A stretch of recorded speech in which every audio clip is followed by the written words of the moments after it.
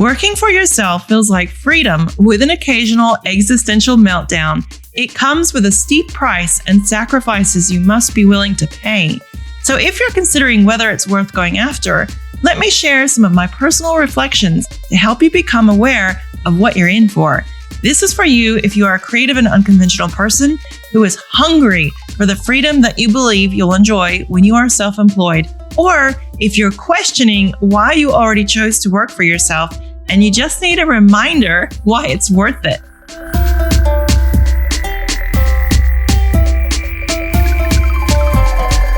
Welcome to Hexotica, your weekly transmission for marketing and magic to build a self-reliant AF, freedom-first online business and an alternative lifestyle. I'm your host, marketing mentor, Christine Rice, and this is episode 48. Here's a thought that will immediately put to rest any anxieties you may be feeling about your creative business.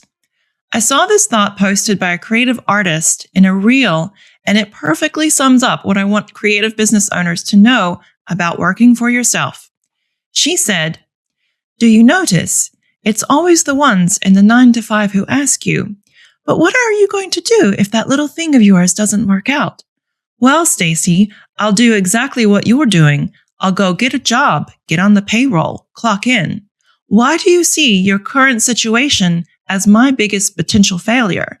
So basically, my worst case scenario is already your reality."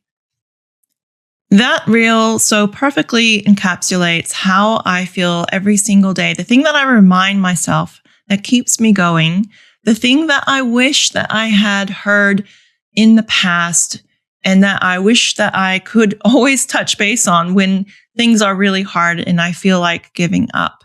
Because over 19 years of being self-employed and of struggling many, many times, not always making the money that I wanted to, not always living the lifestyle that I wanted to, because I've chosen this absolutely like batshit crazy pursuit of entrepreneurialism. Like I want to be my own boss, but there's a huge amount of sacrifice involved with that, right? This is a hard decision. And sometimes I feel really, really crazy and I question my sanity because I've made such huge sacrifices and I've made such huge risk for my future in doing this. But at the same time, I know that there is so much that I am gaining from it and that I have gained from it. The freedom. So today I want to talk about the requirements of working for yourself and what it doesn't require. And the one big thing that you'll need to start working on right away if you want to work for yourself, if you're not quite there, right? And then I want to finish up on why I think it's so fucking worth it to do this, no matter what. It's the biggest risk and sacrifice you can ever take. You're gambling with your future and your life, right? But it's still worth it. And I'll share why. So if you're watching the YouTube video, you might have noticed that this is an audio only podcast for the very, very first time in 48 episodes now. This is the 48th episode today. It's the first time that I'm not actually filming myself. And the reason is because I am currently pet sitting. One of the freedoms that I enjoy with working for myself is being able to work remotely, right? So I knew at some point, especially later on this year when I go overseas, when I go back to the States, I'm going to have to do some recordings without my camera and my ring light and all the equipment, right? So I thought, I'm going to practice it here and just do an audio only podcast today. So I am pet sitting 3 dogs at the moment. So if you hear some dogs going off in the background, I wasn't able to lock them in a room in the house. I don't want to do that. They're being behaved now, but occasionally they'll get up and start barking. So I'll just probably have to cut those bits out. But I am pet sitting and I am working remotely. One of the freedoms that I'm enjoying. But to keep the YouTube video interesting, I am going to overlay some videos of the dogs and of my life and behind the scenes type of things that I've recorded. Hopefully it won't be too distracting from my words, but it will be visually more captivating than a static image. So if you are already in a creative business and you are sometimes struggling, or if you are thinking about a creative business and you're really wanting to know if it's worth it, this podcast episode is for you. So first of all, let's talk about the freedom of working for yourself, because there is no underestimating the freedom you'll gain. If you're creative, unconventional, and neurodivergent, this and the increased income security are probably at the top of your list for reasons why you want to do your own thing, right? They were for me. You can take Monday off to hit the shopping malls when there are no crowds. You can get up between 8 and 9 a.m., do some yoga, play with your dogs, and then get all of your work done between 10 and 8 p.m. if you want, right? And that is currently my real schedule. Then I take overseas trips for weeks or months at a time to visit my family in Atlanta, like I will be doing at the end of October, all the way until probably January or February next year. And I don't have to ask anyone. I don't have to ask for time off. There's no waiting for leave time or for Sally in sales to come back from her vacation before I can go. I can just go. I can take my laptop and work from anywhere. I can work from my favorite local chocolatier cafe or pet sit for a couple of weeks like I am right now in another town, state, country, anything. And you know what I really love most though? Simple, silly things like not feeling weird and getting my boss's side eye when I go to pee 50 million times a day because I drink a lot of water. Like I used to get up for water breaks all the time. I actually know now that that's an ADHD thing. I just can't sit still for that long. Right. And I don't have to wear office clothes. I can wear home clothes. My uniform right now is like these beautiful velvet pants that I get off Temu and big comfy knit sweaters and just super comfortable all the time, right? I love it. And I don't have to wear makeup very often. I put on makeup once or twice a week. So all my makeup is lasting so much longer. I don't use a lot of it, right? And then my hair is growing longer and smoother because I rarely style it with hot straighteners or curlers or a ton of sprays like I used to. These days, I actually just use overnight curlers, like foam curlers, when I want to style my hair the next day for recording a podcast. So I would not give up all of that for anything, so long as I am making the uncapped money that makes it all worth it. And I'll talk about more about that in a bit. So first, let's cover what working for yourself does not require, because I think a lot of people who think about starting their business make these really big obstacles in their minds and think that everything has to be perfect and set and they have to prepare all this stuff for it, right? It does not require a lot of money. It does not require a perfect business idea. For example, you can start selling any service or start an online e-commerce business selling any product for free. You can start with a free website builder like System.io, which is the one that I most recommend. You can learn how to use SEO. You can network like a ninja. You can get traffic and clients without paying for Facebook ads. And by the way, that is what I show you how to do in my mentoring program, the Swan Academy. It is about zero cost strategies for traffic and getting clients. But what I do not recommend is quitting your job to plunge into a business on your own. You need to either save money from your job to have at least 3 to 6 months of cushioning or build up a side hustle income stream until it is consistent and livable. If you can have a job now and build a side income and get that started, don't let go of what you've got now. Don't let go of that security unless you're absolutely like hurting really badly, right? And then you just need to take the plunge.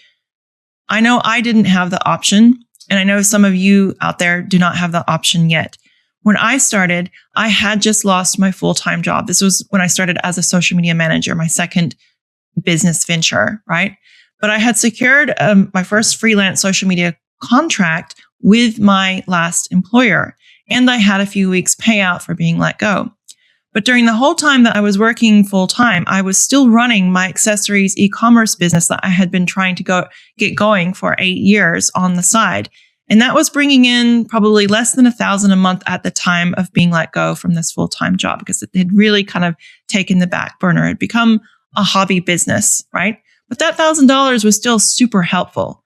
So the first thing that I did when I was let go was I leased out the second bedroom in my apartment and I moved my office into the garage and I made it as comfortable as possible with like thick red velvet curtains, a rug, and a $20 Kmart floor heater, which by God, that thing is still working. I don't know how, but I mean, it's like 9 years later, that little heater is still working, $20, right?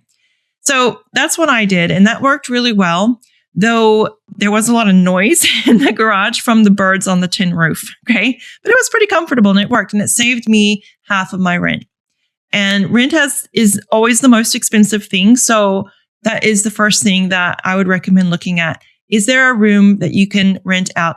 Can you become a pet sitter and live as a digital nomad for free? I've written a blog post on that. I'll leave it in the show notes. If you are able to. If you're not, if you have children, pets, then is there a room that you can rent out or is there a way that you can cover that big expense? That's the first thing that I would recommend. Now, the next thing that I did was that I used the fuck out of my $6,000 line of Visa credit. At the time, I had the full amount of credit my credit card had been paid off and I had that. So I used that to survive, but I went all in and I bought my first social media management course. I made a really big risk. I took the leap of faith and I did that because I was desperate and I wanted it to work. And I knew that if I could have a bit of guidance from a course and a mentor, that I would be able to do it. Now, I do not recommend doing that if you can avoid that. Okay. I'm not saying go and get a mentorship or a course with your credit card if you can avoid that, right? But I know some of you, like myself, are desperate. So that all happened for me in May of 2016. And by September, I started attending as many local networking events as possible to find clients. And by December, I had finally secured enough clients to go full time. I had a fire under my bum and I wanted to fan those flames, and the self-tormenting demon was hard at work on me already at that time, right? The self-tormenting demon of absolutely needing to make it work. I was determined. So you can read about the details of how I did that. I've got several blog posts on my blog, and I'll leave a link to my story of how I became a social media manager in the show notes. Because I'm always recommending for those who are really desperate just to become self-employed. If you don't really care what it is, you just have to become self-employed. Choose a service business because it's the easiest to get into and you don't need much setup. And I've got a blog post on that, which I'll also leave in the show notes. But what's important to remember here is you don't need anything to get started working for yourself. You just need to start. You just need to start selling something, anything. The moment you make your first sale, congratulations. Now you are in business. You are a business owner. Now let's talk about what working for yourself does require. Okay, so I can't pretend it's always a glittering stream of passive income and unlimited weeks spent overseas, right? Though I do enjoy both. Sometimes it feels like there is a voracious, ambitious inner part of myself that just adores self-imposed torture. Okay. Why else would someone force herself to do live videos, run intense Facebook group challenges, and work 13 to 16-hour days completing new offer launches and things, right? I feel exhilarated and exhausted most of the time. It is a roller coaster. It's liberating and it's low-key terrifying.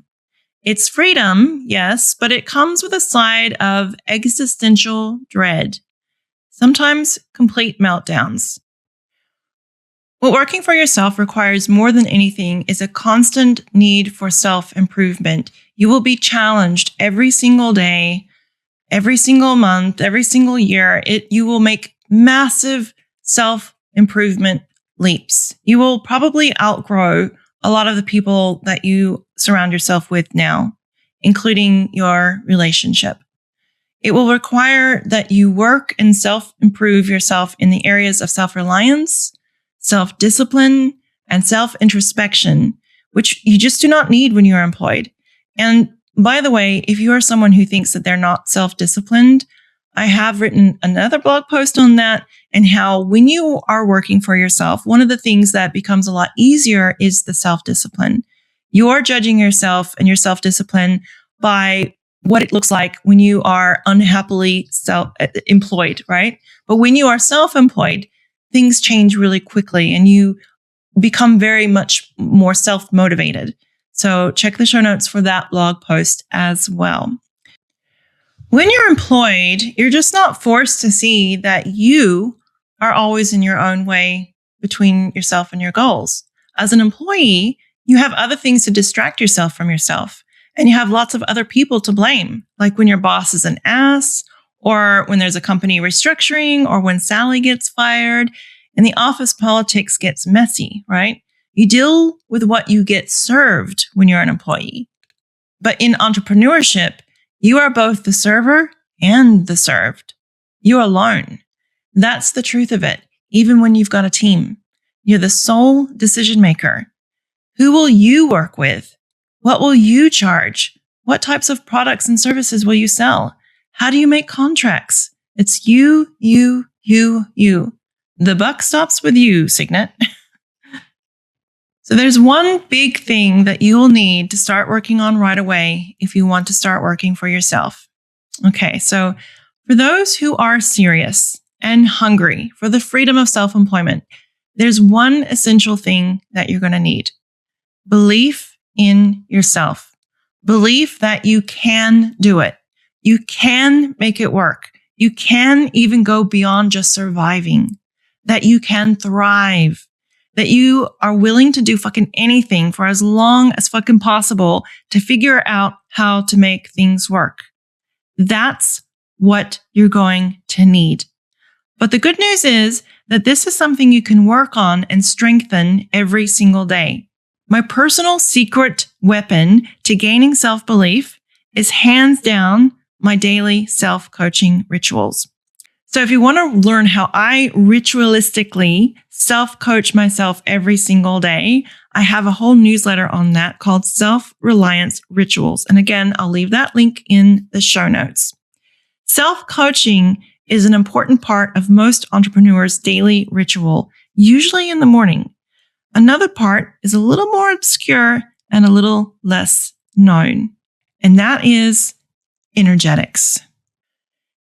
Energetics is the secret sauce to self-belief behind thriving self-employed creative business owners.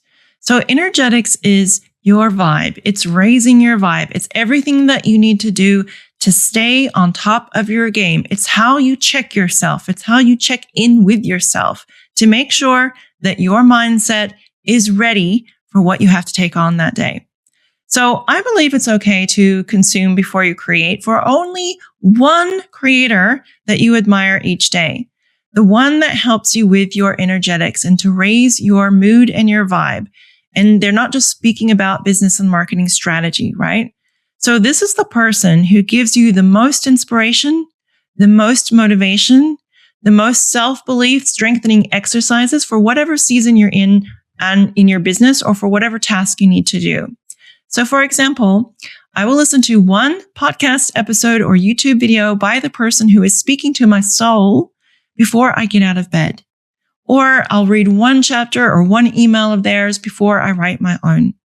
Now, this person has changed many times over the years, but there's always one that I'll prioritize for a few months before I move on to someone else. I kind of outgrow some of them, yeah? And I'll use whatever they're saying that I feel is most relevant to where I'm at in my business just to energize and raise my vibe whenever I need it. So this constant vibe-raising ritual is called energetics. And energetics is crucial for working for yourself because you cannot show up for yourself with the bad mindset. You might as well not even open your laptop or write anything because people are going to feel it. If you don't have the right energy in the way that you speak, the posts that you make, the videos that you create, if you don't have that energy, people are going to feel it and they're going to get repelled from you. So you have to check your energy. And you'll notice that the longer people are in business, the more that they'll talk about its importance. Successful entrepreneurs talk a lot about it because they are using energy-revving rituals and habits to get into the right frame of mind every single morning. They're using it to get their work done. They're using it to stay resilient and to stay consistent. They're using it to not get burnt out, to not get bored. They're using it to make sure that when they show up, they are serving you in the best way possible. Self-belief enforcing rituals are the key to happiness when you choose the lifestyle of an entrepreneur. I'd say they're even a requirement. Only self-belief is going to help you avoid that burnout, that frustration, and that ongoing anxiety that entrepreneurship can generate in you. In order to have that self-belief, you have to focus on your energy. How are you showing up? How are you feeling? Always be checking in with yourself. What is it that's coming across in that last post that you wrote, or that last video that you did, or how you served your last customer or client? Look at your energy. Look at what it's saying about you. Look at how you are serving the people that you say you're serving with how you are showing up for yourself. So now for the big question. What makes working for yourself so fucking worth it? What's going to make all of this struggle and risk and this emotional roller coaster worth it? Well, in my opinion, the thing that makes it worth it by far is that there is no income cap. You earn as much or as little as the effort and skill that you put into your creative business and the value that you create for the world. So commission-based pay, cash income, side hustles, or tip-based jobs all fall into the no income cap type of work, right? And no income cap on how you make money also means no cap on your income security. This is the thing that makes it so worth it, in my opinion. You no longer fear losing a job or an income stream because you've got other income streams that you can rely on, and you can create your own. Your mind becomes your greatest ally and asset. You know how to create money. It's primal survival skills in a ruthless capitalistic economy. The desire to earn my own uncapped money went as far back as elementary school when I sold my first handmade beaded bracelets. And looking back, I now see that most jobs I went for had that one thing in common: no income cap. If I worked hard, I'd make more. Taking jobs with capped pay didn't make any sense to me. Why would I choose something so limiting? So I did waitressing jobs, I did cash in hand jobs, I did jobs where I knew that my own effort was going to pay off. But before you start thinking that I just thought I was better than other people and I could make more and they're idiots for taking limited salaries and hourly wages, let me tell you, it was not that. It's not how I thought. It was because I was lazy as fuck. I didn't want to work any more than I absolutely had to. I wanted to squeeze as much money as possible from every hour that I put in working for someone. There's a quote by Steve Jobs that you may have heard that I think sums it up. It goes, quote, "I choose a lazy person to do a hard job because a lazy person will find an easy way to do it." That is me. I always find the straightest, fastest path to getting something done because I often just can't be fucked. When I was a student at the University of Georgia, I started working as a waitress for tips. And the idea that I could make as much money as I wanted to really attracted me. After that, I held a number of contract and cash in hand casual positions. And then I started working my first side hustle selling used clothing on eBay in my late 20s. My first proper business was selling handmade Gothic burlesque accessories online, right? That was what Hexotica used to be. That's what it started off as. I just loved the name, so I kept it. And let me tell you, that was a wild fucking ride when I would earn over $5,000 one month and then barely scratch $1,000 the next. Roller coaster pretty much sums up how business goes. And I did that for 8 fucking years. It wasn't until I became an online service provider that I was able to fully support myself and become self-reliant AF. I took an online course with my credit card, as I said before, and I became a fully self-employed social media manager within a mere 4 months. That's all it took. And from there, it took me 3 years to eventually earn more than I ever did in a full-time salaried job. So for 3 years, it was feast and famine, and sometimes not being able to afford groceries. I remember this one year that my boyfriend bought me groceries because I was so broke, but I did eventually make it work, and I did eventually out-earn the last full-time job that I had. This is the roller coaster that being self-employed and working for yourself requires, though. You've got to put in those years where you might be completely broke and it's all just struggle and you're working your ass off and you're not seeing anything. But eventually, if you keep working on your self-belief, if you keep working on your energetics, if you keep working hard on your dream, you will get there. So if you're listening to this and you've been struggling with your business, I hope that this helps you to have that resilience to keep going and keep believing in yourself and to keep practicing your energetics. But if you are listening to this and you are desperate to work for yourself and become self-employed as fast as humanly possible, then this is what I can help you do in one of my SWAN Transformation Marketing Strategy Mentoring programs. And if you're keen to get into it fast, I recommend starting out by selling a service. I will always advocate selling a service as the fastest and most profitable path into self-employment. I will leave a link to a blog I did on just this in the show notes. Because even if you just want to carve handmade soaps into skulls to sell at a local market or in a shop, creating an additional income stream by providing a service can be a huge boost to your income, and it can make your lifestyle better. Offering a done-for-you service can be just the temporary bridge that you need to transition from the job you're currently working at to working for yourself or eventually doing what you love, especially when you're just starting out. It can help you to gain the financial security that you may need to never have to go back into a job.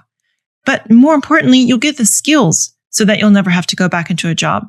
So I strongly urge creatives to offer a service no matter what type of business you desire in your heart of hearts.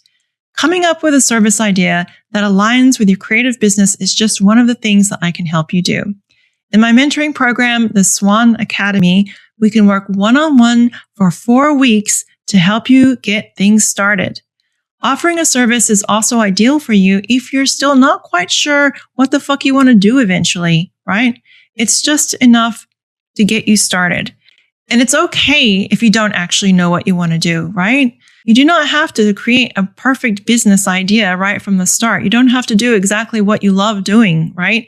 You can do something just to get started learning the skills of creating money and being self-reliant as fuck, right? It's enough just to be scared about the future right now. There are so many things coming with AI, with the economy, with the crisis that we're going through right now, that more than ever, having the skill of being able to create money and work for yourself and be self-reliant as fuck is so important, right? You do not need to have a noble cause like rehoming farm animals either, right? You can have a very, very basic cause of just wanting to put food on your table and pay your rent, right? It's not selfish to want to be in the strongest financial position possible. And it's not selfish to want to be rich either. So the best version of you that you can give to the world right now is the most empowered version of you, right? Financial or otherwise.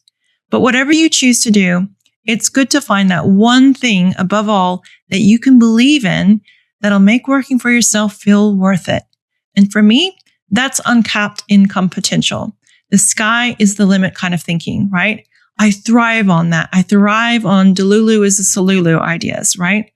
Yours might be a little bit different, but my inner couch potato who doesn't want to wait until the evening to binge watch The Handmaid's Tale needs to have the freedom of working for herself because that bitch will batch a month of content in a few hours just to get her way. But I love her for that. So if you'd like to start working for yourself within a few months or within 6 months, you could be fully self-employed, then hire a mentor. It will get you there so much faster. And I would love to help you do that. You can join my Swan Academy or just get in touch with me one-on-one and we'll see what options we have to help you out. But if you're not quite ready because you don't know what business you'd like to start yet, I can still help you out. Join the Creative and Unconventional Entrepreneur Limited Issue newsletter for small online business model and side hustle ideas. I'll introduce you to the fastest ways to start earning money online and to become self-employed. Go to entrepreneur.hexotica.link. That's entrepreneur.hexotica.link. And it is a free 10 email long newsletter, a special themed one that is specifically designed just to help you get business and business model ideas. All right, so that brings us to the end of the podcast. And thank goodness my little doggies did not kick up a big fuss, though they all are shivering because I had to turn the heater off. So I'm going to go and turn the heater back on for them now. But I hope this has inspired you. I hope that this episode has given you some ideas for what you might want to do. And if you are a creative business owner, I hope it has helped give you some resilience to keep going. Remember, it is about self-coaching to create the self-belief, to create the energy that you need to show up to attract the right people. So thank you so much for listening. As usual, if you enjoyed this podcast, don't forget to leave a hex yeah in the comments of the YouTube video or on any of Hexotica's social media channels. I really appreciate you. Thank you so much for listening, and I'll catch you next week. Until then, thank you and goodbye.